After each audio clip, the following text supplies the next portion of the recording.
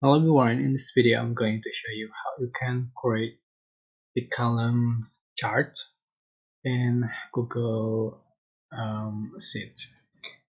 Alright, before you have to create data here, and I have create the data and how to add the chart.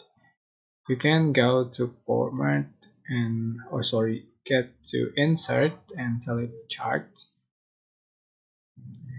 and then right here you can select chart type. So here's the columns, select the twilight symbol.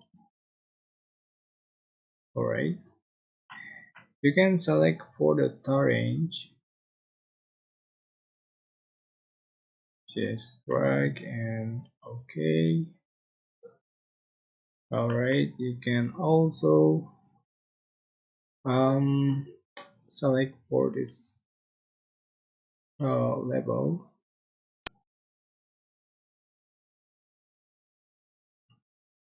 Okay, and for the value,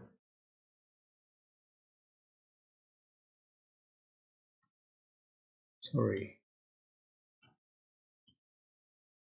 like so. Alright, that's how you can create column chart on Google Sheets.